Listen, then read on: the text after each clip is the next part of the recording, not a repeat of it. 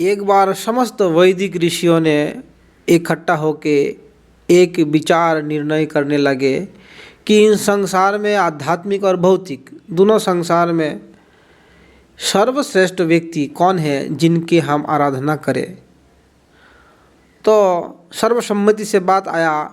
कुछ लोग कह रहे हैं, कुछ ऋषि कह रहे हैं कि महादेव श्रेष्ठ है, कुछ कह रहे हैं ब्रह्मा श्रेष्ठ है और कुछ कह रहे हैं भगवान विष्णु श्रेष्ठ है।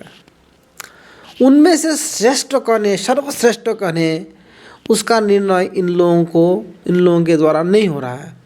तो इन लोगों के द्वारा एक निर्णय हुआ। यहाँ पे व्यास जी था, नारद जी थे, कपिल भगवान थे, दत्तात्रेय थे, क्रतु, दक्ष, वैशिष्ठ, समस्त बड़े बड़े ऋषियाँ उपस्थित थे। इन समस्त ऋषियों के सम्मति से एक व्यक्ति, एक बड़ा ऋषि को, भृगु ऋषि को प्रमुख बनाया गया कि आप निर्णय कीजिए इन तीनों में से सर्वश्रेष्ठ व्यक्ति कौन है जिनकी आराधना हम सब करें। तो भृगु ऋषि ने तुरंत गया ब्रह्मा जी के पास और ब्रह्मा जी के पास जाके भूत की तरह खड़ा हो गया। कोई प्रणाम कुछ नहीं है, कोई अभिवादन नहीं है। जाके एक्चुअली भृगु ऋषि ब्रह्मा का मानस पुत्र है। तो पुत्र के कार्य क्या है, पिताजी से जब मिलते हैं तो वैदिक समाज का, हमारे आजकल का नहीं है, आजकल तो कुछ नहीं करते हैं। वैदिक समाज में नियम था कि माँ बाप से जब बहुत दिन बाद या मिलते हैं जब कोई कार्य के लिए, तो उनको प्रणाम करते हुए उनसे बातें करना चाहिए, ये नियम था। और भृगु तो बहुत बड़ा ऋषि है, संस्कारी बच्चा है। तो बहुत दिन बाद जब पिताजी से मिला तो पुत्र तो पिताजी तो उठ के खड़ा हुआ, बेटा तू क्यों आया है। तो वो कुछ बात नहीं किया। जब बात नहीं किया तो ब्रह्मा जी को थोड़ा सा तिरस्कार फील हुआ कि मेरा पुत्र आज ना तो मुझे प्रणाम किया, ना तो मेरे साथ कोई बात कर रहा है। इतना कह करके जब देखा कि ब्रह्मा के मन में प्रणाम लेने का या उनके अंदर एक आशा है कि हमें कोई सम्मान करे, तो वहाँ से वो चले गए, मौन अवस्था में ही चले गए।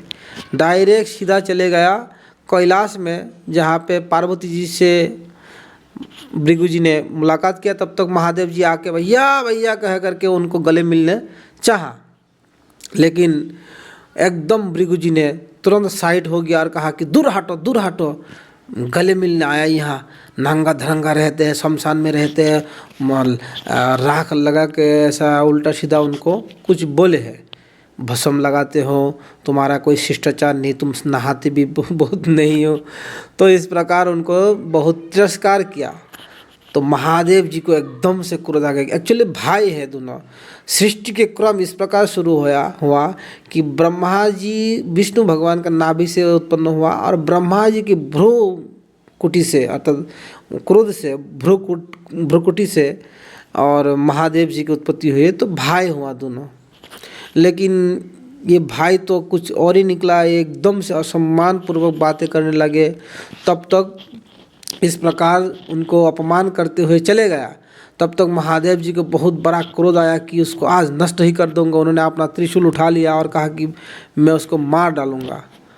तो गौरी ने उनको समझाया कि ऐसा मत करिए, आपका भाई है, पता नहीं आज इन्होंने ऐसा क्यों किया, लेकिन हर बार जब मिलते हैं तो बहुत सम्मान करते हैं, इस बार ही ऐसा गड़बड़ किया तो पता नहीं, छोड़ दीजिए।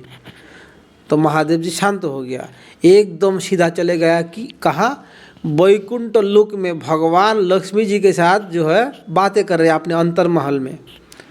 और वहाँ लक्ष्मी जी भगवान के पैर दबा रहा है और नारायण जी लेटे हुए हैं एकदम से विश्राम के समय।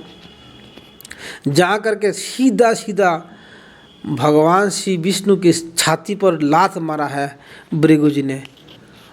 और भगवान तो एकदम से तुरंत विष्णु भगवान उठ करके उनके पैर पकड़ लिया। अरे भैया, मेरा छाती तो वज्र की तरह कठिन है, तुम्हारे पाव जो है वो बहुत मुलायम है, तुम्हारे बहुत कष्ट हुई है, मेरा ही गलती है कि तुम्हारे जैसा महान व्यक्ति जब द्वार पर आते हैं तो हमें ऐसा लेटा नहीं रहना चाहिए, हमें तुम्हें आगवानी करना चाहिए, हमारा गलती को क्षमा करें, हम आपका क्या सेवा करें, कृपया हमें सेवा बतलाइए।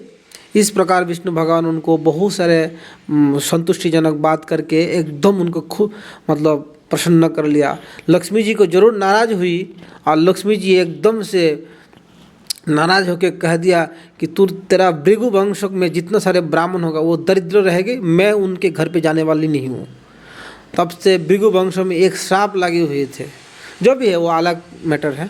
लेकिन जब इस प्रकार भगवान ने उनसे बातें किया तो बहुत संतुष्ट हुआ और भगवान से ज़्यादा बात नहीं किया, कुछ उनको बताया नहीं कि हमने आपका परीक्षण लिया, ये लिया वो लिया।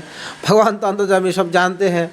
तो फिर वो लौट करके जहाँ से गए थे ऋषियों के समाज में वहाँ लौट के आया और सारे वृत्तांत तो बताया कि क्या क्या घटना हुई।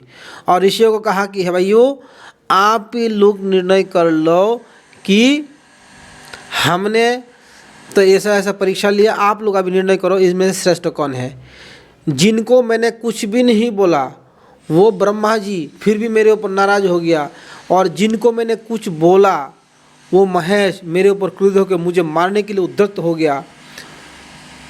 एक तो वाणी से मैंने अपराध किया मेरा पिताजी को, और ये एक तो मैं मन से अपराध किया मेरा पिताजी को जिससे मेरा पिताजी मेरे ऊपर नाराज हो गया, और एक वाणी से अपराध किया महादेव जी को, महादेव जी नाराज होकर मुझे मारने के लिए उद्यत हो गया, और एक है भगवान विष्णु जिनको मैंने क्रिया से अर्थात मेरे पदाघात करके मैंने उसका चरण में अपराध किया।